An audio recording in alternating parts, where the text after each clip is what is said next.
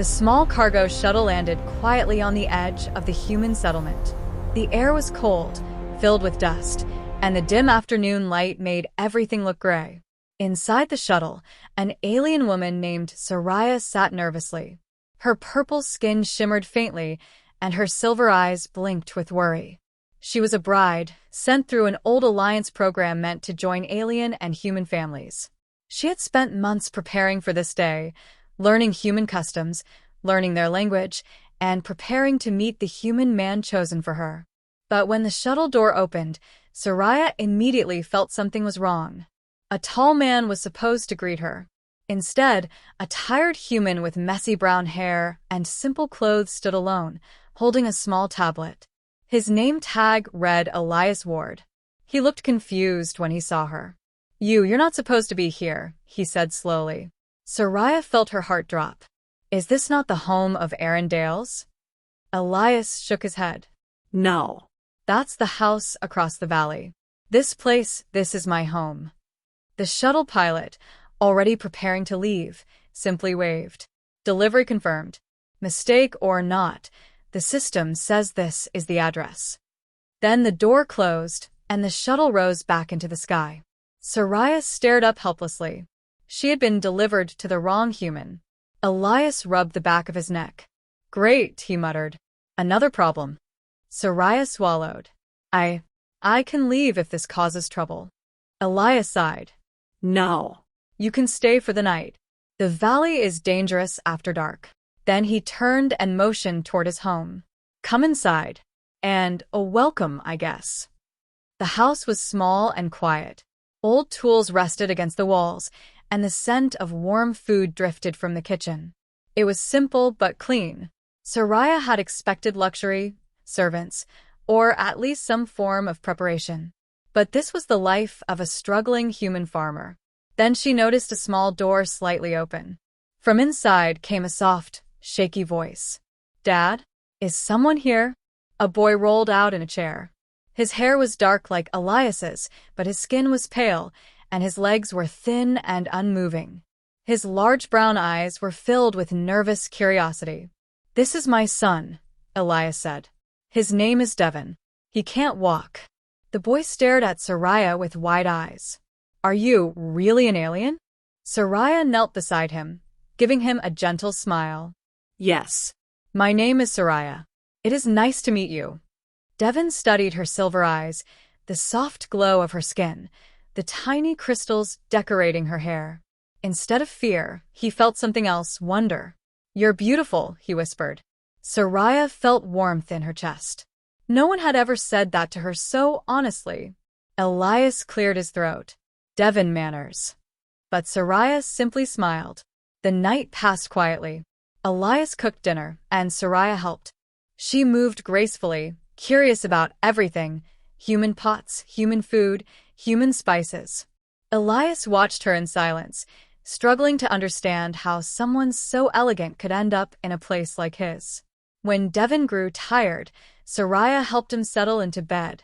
She touched his thin leg softly. Does it hurt? She asked. He shook his head. No. It just doesn't work. The doctor said nothing can fix it. Soraya's eyes softened. On my world, we don't give up so easily. Devin looked up at her hopefully. Can you help me? Soraya hesitated. She had some knowledge of healing crystals from her tribe, but they were meant for small injuries, not something as serious as damaged nerves. Still, she didn't want to crush his hope. I will try, she said gently. I promise. The next morning, Soraya stepped outside to think. Mist hung over the valley. In the distance, she could see the glowing roof of the correct house, the one she was meant to go to. A rich human lived there. A comfortable life awaited her. A life of safety and luxury. But when she looked back at Elias's home, she thought of Devin's hopeful eyes. Elias joined her on the porch. A message came this morning, he said quietly. They realized the mistake. They're sending a ship tomorrow to pick you up. Soraya nodded slowly. I see. Elias crossed his arms. You should go. You deserve a better life than this place. I can't offer you anything. Soraya turned to him. You offer kindness. Your home is humble but warm. And your son, he is special. Elias looked away. He's suffered a lot. Soraya touched his arm gently. And he wants to live. That is strong. Throughout the day, she worked with Devon, teaching him breathing exercises from her world, placing tiny glowing stones along his legs and guiding energy gently through his nerves. It wasn't perfect. It wasn't magic. But something inside Devon responded. For the first time in years, he felt a faint tingling in his legs. When he gasped, Soraya's heart lifted. Elias froze, stunned. You felt something? Elias whispered. Devon nodded with tears in his eyes. I felt it. Dad, I felt it. That night, Soraya sat alone in her room. The ship would arrive in the morning. She could leave and follow the life chosen for her. But when she heard Devon laughing for the first time, truly laughing, she knew she already had her answer. She wasn't delivered to the wrong human. She was delivered to the right family. And everything changed. The morning sun slowly rose over the valley, painting the sky in soft gold. Birds chirped, the cold wind brushed through the grass, and the quiet human settlement began to wake. But inside Elias Ward's small home, the air was tense. Today was the day the ship would come to take Soraya away. Soraya stood near the window, her silver eyes watching the horizon. She felt a strange heaviness in her chest. She had expected fear, maybe relief, but instead she felt only sadness. Behind her, Devon struggled in his chair. Are you really leaving today? He asked softly. Soraya turned to him with a gentle smile. The ship will come soon. I must decide. Devon swallowed. But we still have exercises to do. And you promised to help me again today. Soraya kneeled next to him. I keep my promises. I will help you until the ship arrives. Elias entered the room, carrying a cup of warm tea. He tried to act normal, but the tightness in his shoulders showed his worry. You don't have to keep helping us, he said. You don't owe us anything. Soraya shook her head. I am here for a reason, Elias. You and your son showed me kindness when I expected nothing. Helping you is not a burden. It is right. Elias's expression softened. He opened his mouth to speak, but no words came. He only nodded. The healing. After breakfast, Soraya began Devon's healing session. The crystals attached to her clothes glowed faintly as she placed 2 small stones along Devon's legs. The boy clenched his fists, trying to stay calm. Breathe slowly, Soraya said softly. Like I taught you. Devon took a shaky breath. Soraya closed her eyes.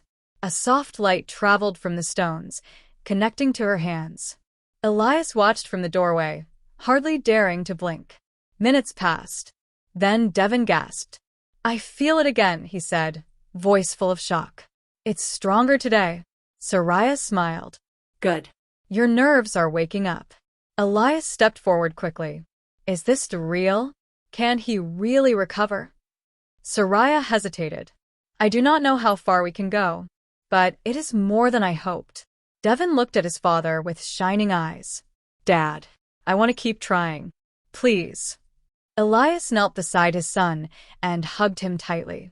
We'll keep going, he whispered, as long as she wants to stay. Soraya felt her heart warm. Moments like this made the decision harder. The incoming ship. Around midday, a loud hum echoed through the valley. Dust lifted. Birds scattered. The ship was coming. Soraya stepped outside with Elias and Devon. A large white shuttle descended, its engines glowing blue. This was the official transport, elegant, polished, perfect. The complete opposite of Elias's simple life. The door opened, and a tall human officer stepped out. His uniform was spotless. Soraya of Valthyra, he called. We have come to correct the delivery error. Please gather your belongings. Devon's hope crumbled. Elias's jaw tightened. Soraya stood still. The officer looked confused. Is there a problem? Soraya took a slow breath. I need a moment. The officer frowned. You are required to attend your arranged partnership with Mr. Arundales. He is waiting. Elias looked away. He didn't want her to see the sadness in his eyes. But Soraya saw it anyway. Her choice. She turned to Elias. Is Aaron a good man? Elias shrugged. Rich. Important. Well-respected. But I don't know him. And you? Soraya asked quietly. Elias blinked. Me? Yes. You. What kind of man are you? Elias looked confused by the question. I'm just a farmer. A father. I don't have much to offer. Soraya stepped closer. You offer kindness. Honesty. A home full of love. Devin grabbed her hand. Please don't go, he whispered. I'll keep working. I'll get better. I'll prove I'm strong.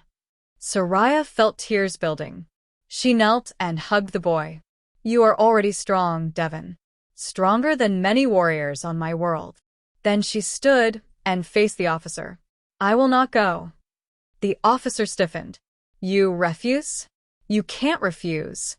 The program is legally binding. Soraya lifted her chin proudly. Your system delivered me here. And here I choose to stay. You don't even know this man, the officer protested. Elias stepped forward, surprising everyone. She knows enough, he said firmly. Devin nodded. She helped me. She made me feel hope again.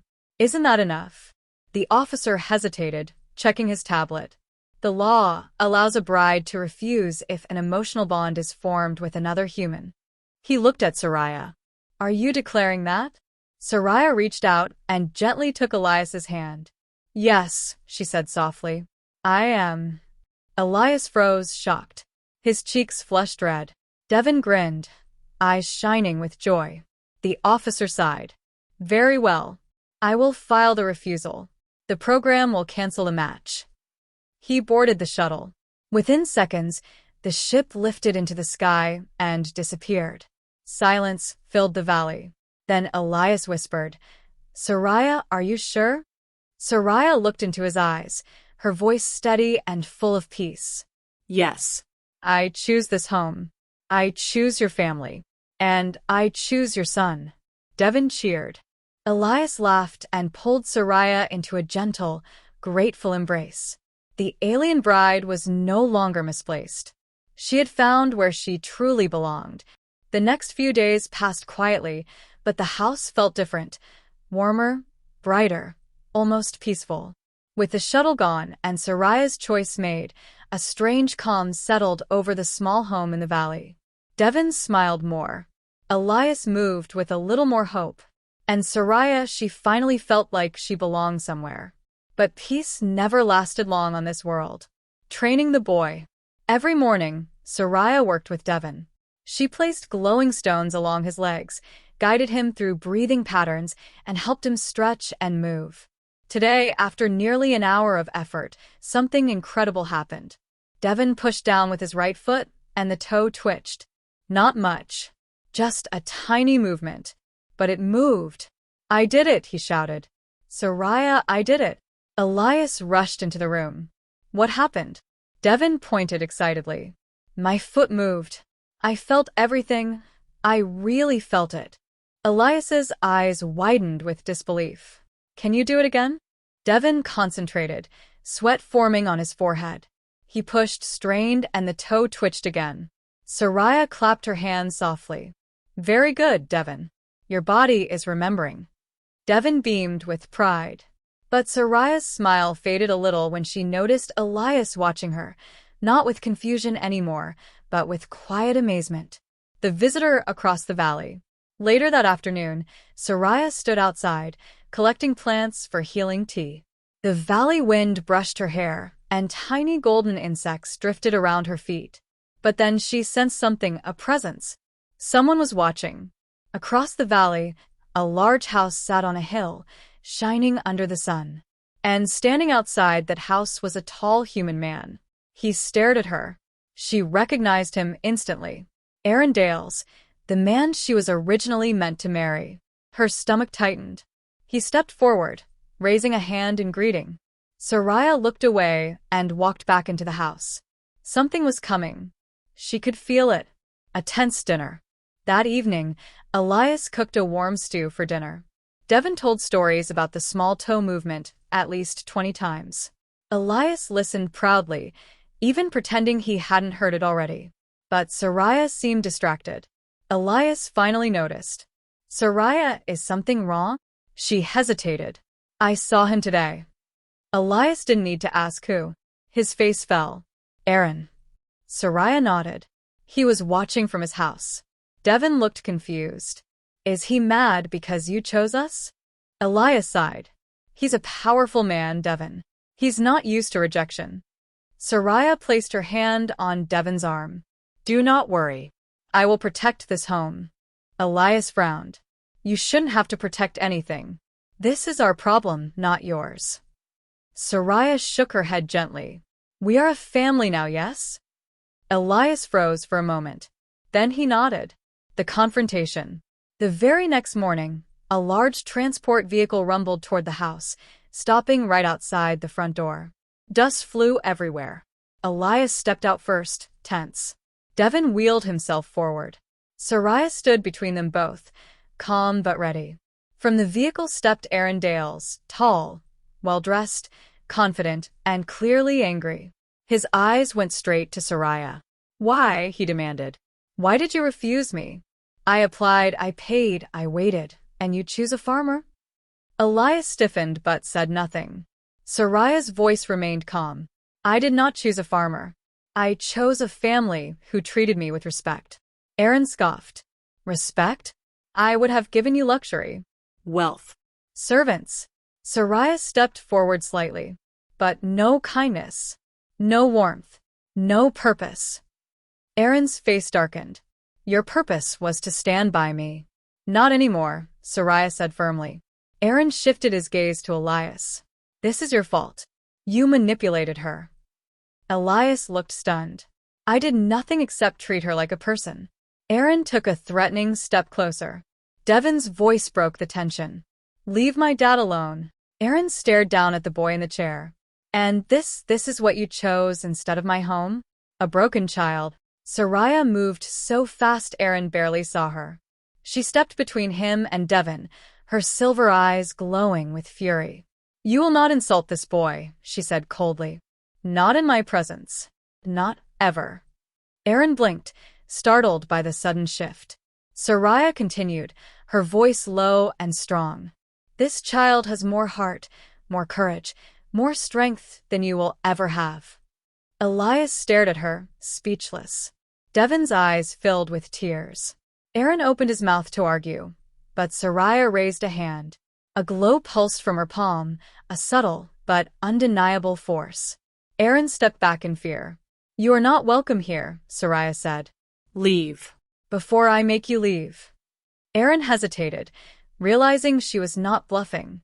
Then he turned and stormed back to his vehicle. The engine roared. Dust rose. And he was gone. A new strength. As soon as the vehicle disappeared, Devin let out a shaky breath. Soraya, you protected us. Soraya kneeled beside him.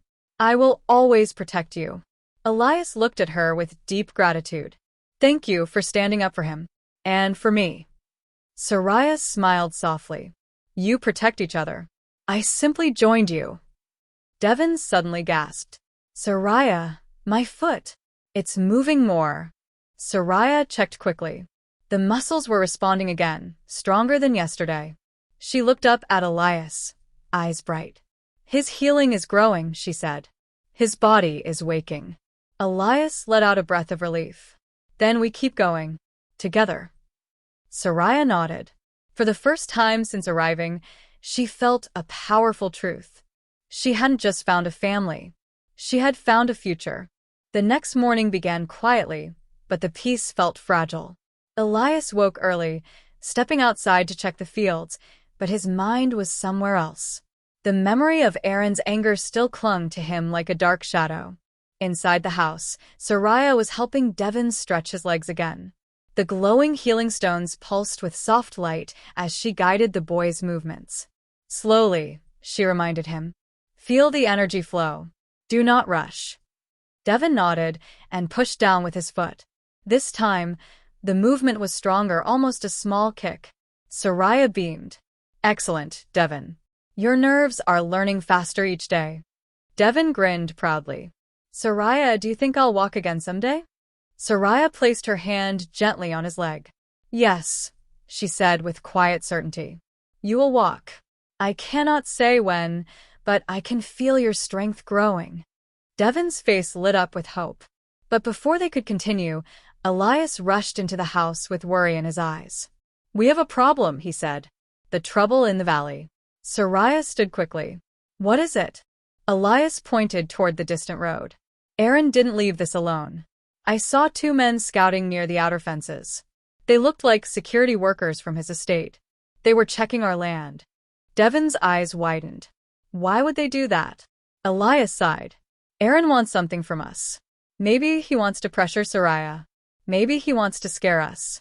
And I'm afraid he won't stop. Soraya's expression hardened. I will handle him. Elias grabbed her arm gently. Soraya, please. He's dangerous. He has money, power, connections. We're just a small family in a valley. Soraya touched his hand. Power does not frighten me. I was trained to guide, heal, and protect. My people believe strength is not in what you own, but in who you choose to defend. Elias stared at her, surprised by the intensity in her silver eyes. Devon wheeled forward. Soraya, be careful. She gave him a soft smile. Always. A warning from the hills. Later in the afternoon, Soraya climbed a tall hill that overlooked the valley. Her glowing skin shimmered in the sun as she walked with practiced grace, her senses alert. At the top, she found what she expected. Two men hiding near the bushes.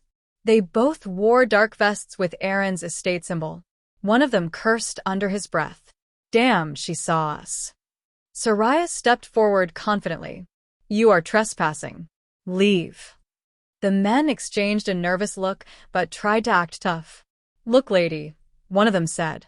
Mr. Dales just wants to talk. He's not happy you embarrassed him. If you come with us, we'll... No, Soraya said. But... I said no.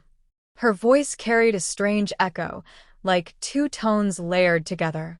The men stiffened. One stepped back. The other tried to reach for something on his belt. Soraya raised her hand. A pulse of blue light knocked both men off their feet. Not harming them, just shocking them enough to warn them. They scrambled up, eyes wide with fear. Damn it, she's one of those crystal channeling aliens. Run. They sprinted down the hill and vanished into the trees.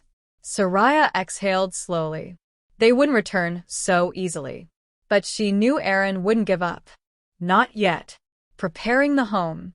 That evening, Elias and Soraya sat on the porch while Devon practiced moving his toes again, proudly showing each tiny improvement. Elias looked worried. Soraya, I don't want you fighting our battles. Soraya turned to him. You are not a battle. You are my family. Elias swallowed, unsure how to respond. Soraya continued softly. On my world, when someone chooses family, they choose responsibility. I made my choice with full heart. He nodded slowly. I just don't want you getting hurt. She smiled gently. And I will not let you, or Devon, get hurt. They both turned their eyes toward the horizon, where the sun dipped low. The house felt safe for now. But the night carried a strange silence. Something was coming. The night attack. The attack came hours after dark.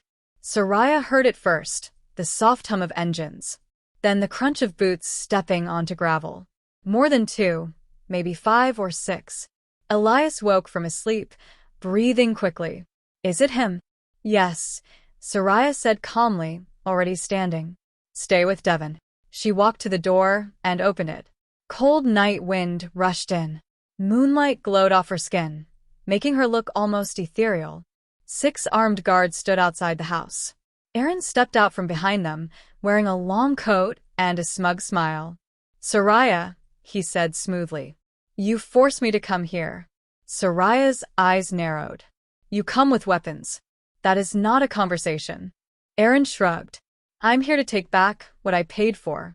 You're coming with me tonight. Elias stepped into the doorway. Over my dead. Soraya raised her hand gently, silencing him without a word. She stepped forward. You will leave my home, she said, her voice calm but sharp like steel. Aaron laughed. Your home? This is a farm, not a throne. Soraya's crystals began to glow. A wind stirred. The earth trembled slightly beneath her feet. The guards tensed, raising their weapons. Aaron shouted, "Grab her." They rushed forward. But Soraya was faster. A wave of shimmering energy burst from her hands, sending the guards flying backward like leaves in a storm. Their weapons clattered onto the ground, useless. Aaron froze in terror. Soraya stepped closer, her eyes glowing bright silver. This is your last warning. Aaron stumbled back, tripping over his own feet. Why, you're insane. Leave, she said again. And he did. He ran into the night, followed by his terrified guards. The valley fell silent once more. Soraya stood alone in the moonlight, her breath steady, her strength undeniable. Elias rushed to her side. Soraya, that was... She turned, her expression softening. It is over for now. Devin wheeled out, eyes shining with admiration. Soraya, you're like a hero. She knelt beside him, brushing his hair gently.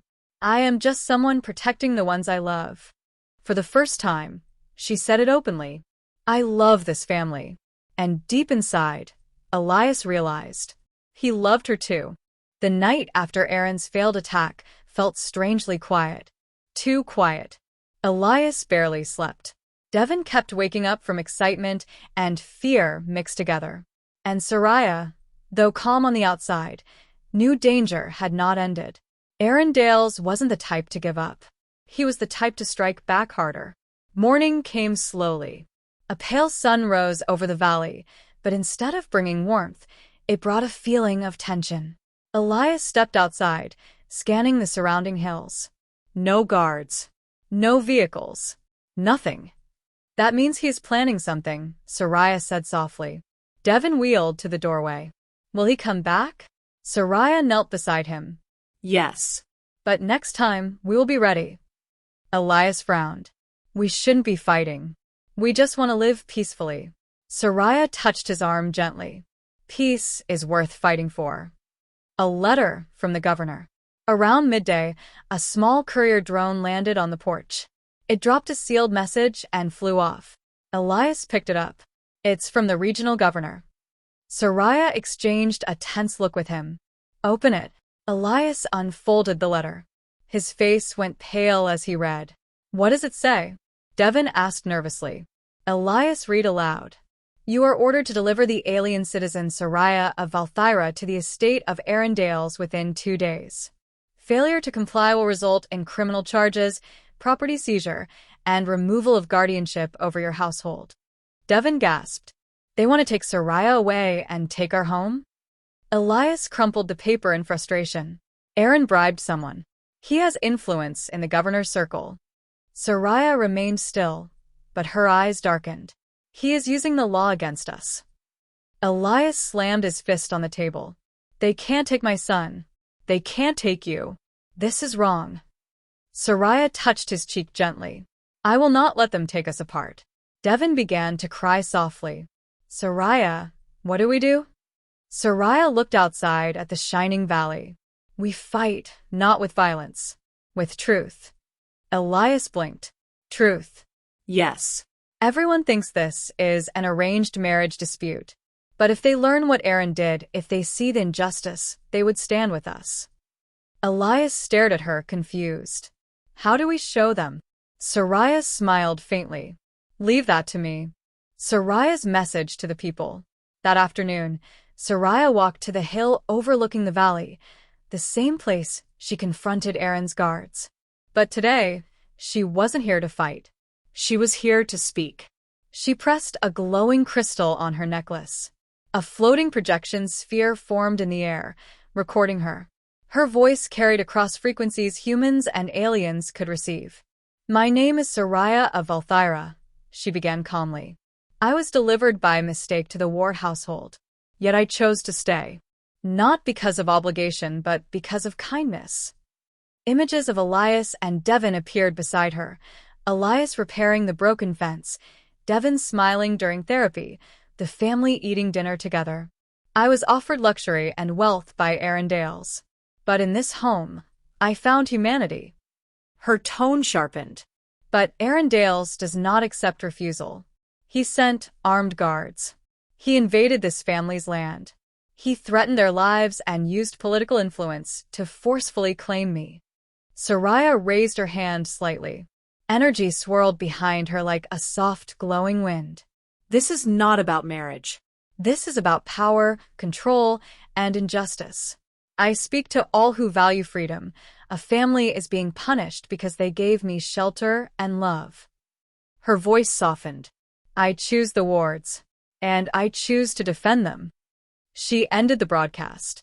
The orb floated off into the sky, sending her message across the region. Elias walked up behind her, stunned. Soraya's people will hear this everywhere. They must, Soraya replied. Truth must be louder than corruption. The valley responds. The first response came within an hour. A small group of neighbors arrived at the ward home, carrying tools, food, and supplies. We saw your message, one said. You stood up for Elias and Devon. We're here to stand up for you. More families came. Humans, aliens, and hybrids. All carrying something. All ready to help. Devon's eyes sparkled as he watched the crowd. Soraya, you made them come. Soraya shook her head. No. We did. A family is strongest when it loves, not when it hides. Elias looked overwhelmed. I don't know what to say. An elderly alien woman placed a hand on his shoulder. Say nothing, son. Just accept help when it comes. For the first time in days, hope returned.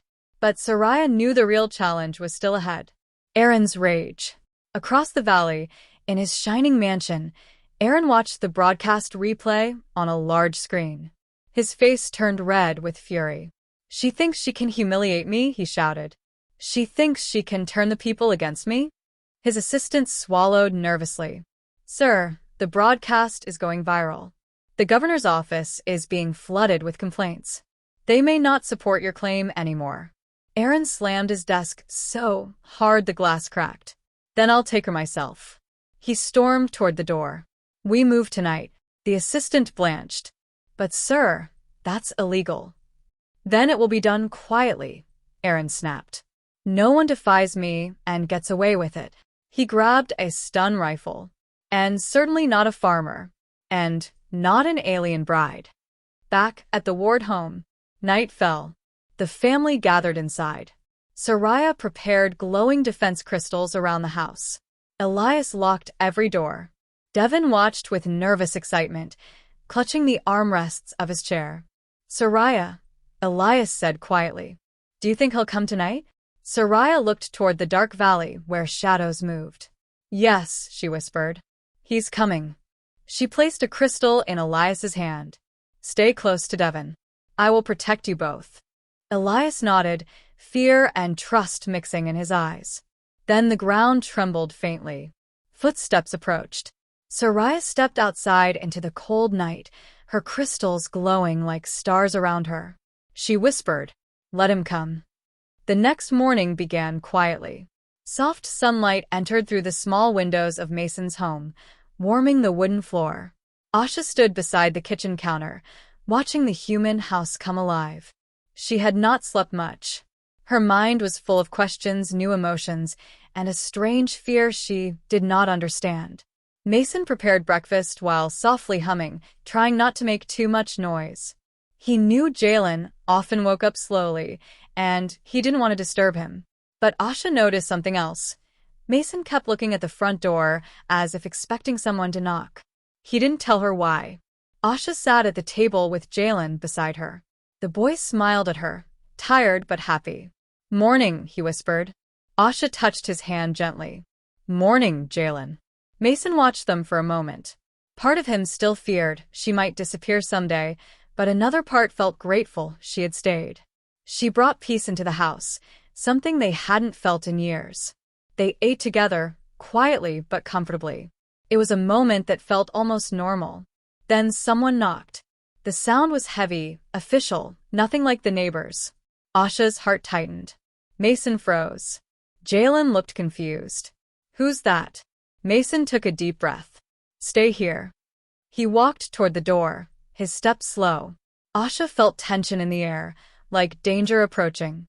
She stood behind Jalen protectively, her instincts sharp. Mason opened the door. 2 government officers stood outside, wearing dark jackets with silver badges. Between them stood another figure, an alien male wearing sleek gray armor. His eyes were cold, his expression unreadable. Asha's whole body went cold. She knew him. It was the courier captain from her homeworld, the one responsible for transporting brides to their assigned partners, the one who had shipped her like cargo, the one who had ignored her protests, her fear, her pleas. Kavrin. He stepped forward. Asha Veldar. You were delivered to the wrong human. You will come with us immediately. Jalen grabbed Asha's hand tightly. No. She stays. Mason stepped outside quickly, blocking the doorway. Wait. You can't just barge into my home and take someone. One of the officers raised a hand. Sir, the alien female was transported here by mistake. Legally, she does not belong on your property. She must be returned to her assigned recipient. Asha shivered. Returned. Like she was an object. A thing. Kavrin spoke again, his voice ice-cold. The correct human partner is waiting. He has paid for her. You have no claim. Jalen's eyes filled with tears. He looked at Asha with fear and desperation. Don't go. Asha knelt beside him. I don't want to leave. Not from here. Mason clenched his fists. Officers, with respect, she's not a package. She's a person. She's part of an alien marriage program, the officer replied. Your laws don't apply. Asha's breaths became shallow. Memories of her transport flashed in her mind. The sealed pod, the darkness, the fear. She felt trapped again. Not again. Not this time. She stood slowly, lifting her chin. I choose to stay here, she said firmly. Kavrin laughed. You have no right to choose. But Mason stepped beside her, and Jalen held her hand tighter. Mason's voice shook with anger. She does now. She's under my roof. She's under my protection. The air grew tense. Kavrin narrowed his eyes. Human, you don't understand the consequences. Then explain them, Mason snapped. The officer sighed. If she doesn't return, there will be conflict between our governments. Legal issues. Trade issues. Maybe worse. Asha felt Mason's hand lightly touch her shoulder in support. It gave her strength. There must be another option, Mason said. Some kind of appeal. Some process. There isn't, Kavrin insisted. She is contract property. Asha's chest tightened painfully. Contract property. She looked at her hands, hands that had soothed Jalen, hands that had saved him, hands that had found warmth in this home. She refused to be property. No, Asha said quietly at first. I am not a contract. I am not a thing. I stay here. With them. Jalen looked up at her with hope. Kavrin's temper cracked. Enough. We are taking you now. He stepped forward. Asha moved in front of Jalen instantly, her body ready to shield him. But before Kavrin could touch her, Mason grabbed a wooden staff leaning by the door. The one he used for yard work. Don't, Mason warned. Kavrin paused. You would challenge me? A soldier? Mason swallowed, but he didn't lower the staff. I would do anything to keep her safe. Asha felt warmth fill her chest.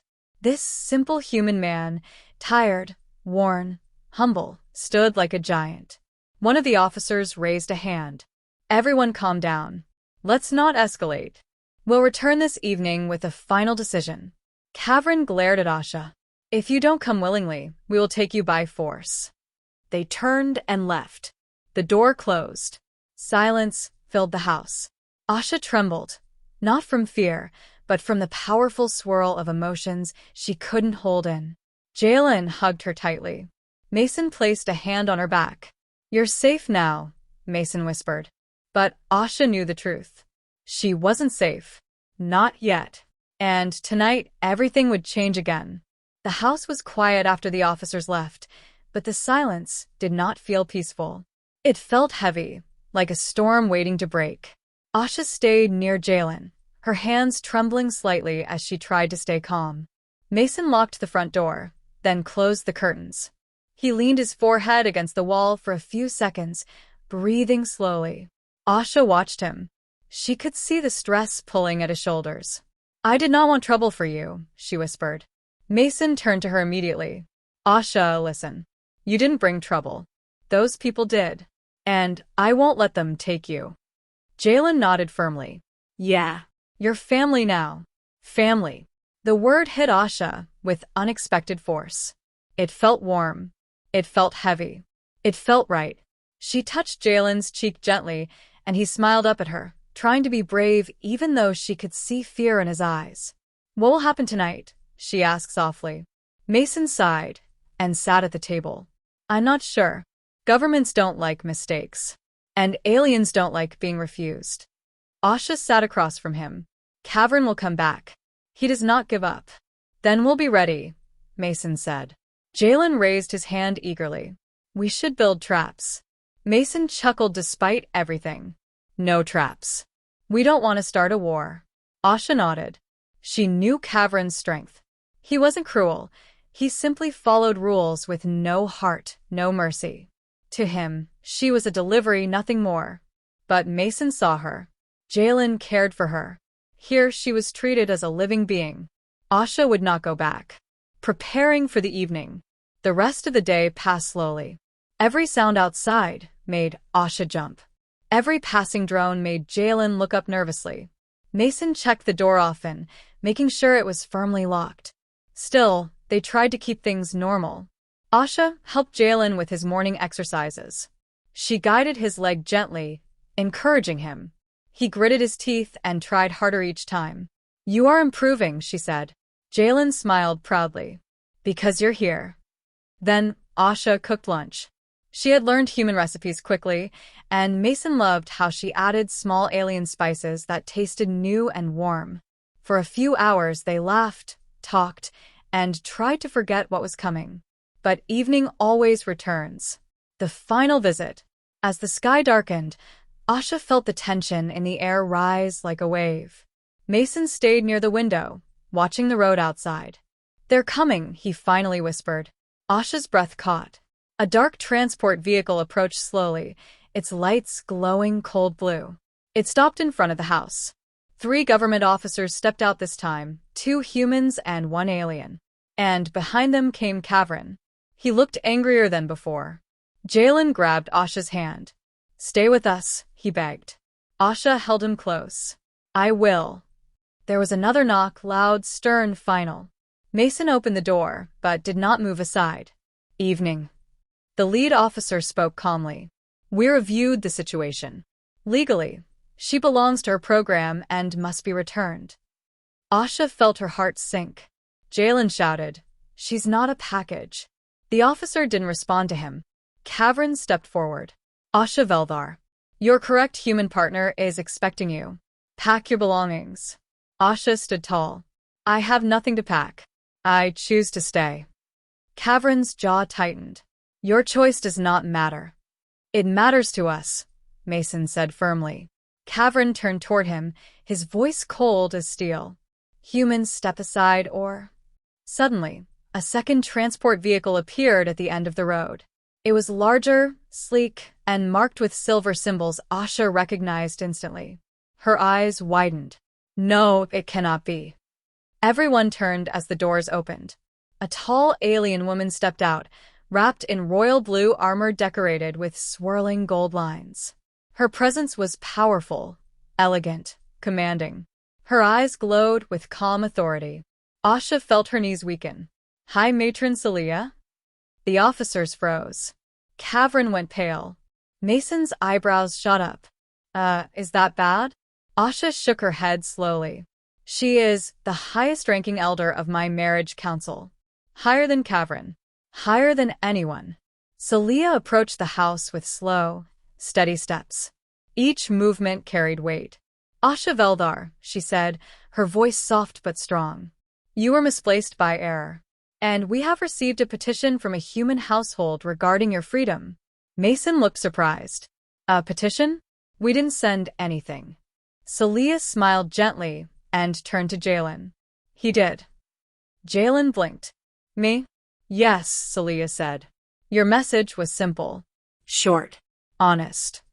She lifted a small hollow device and repeated his words.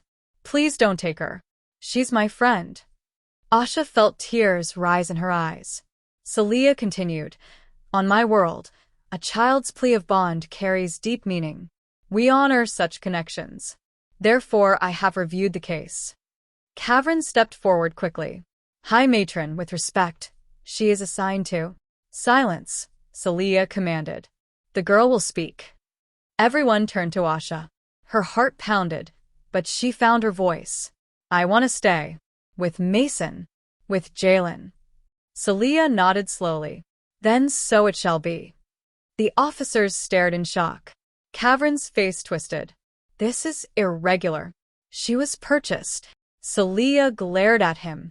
A life cannot be purchased if she chooses her path. Asha covered her mouth, overwhelmed. Mason let out a long breath of relief. Jalen jumped with joy and hugged her tightly. Celia bowed her head slightly. Asha Veldar is free. No program controls her now. Kavrin clenched his fists, but could not argue. Celia outranked him by many levels. The officers turned away, defeated. Asha stepped outside, tears falling, and bowed deeply to Celia. Thank you, High Matron. Celia touched her forehead gently. Live well, child. Protect this family, as they have protected you. Then the elder left. The vehicles drove away. Silence returned, but this time, it felt peaceful. Warm. Safe. Asha turned to Mason and Jalen, tears shining in her eyes. I am free, she whispered. Jalen hugged her. Your family now. Mason nodded. And you're home. Asha looked at them, her heart full for the first time in her life. Yes. She was home.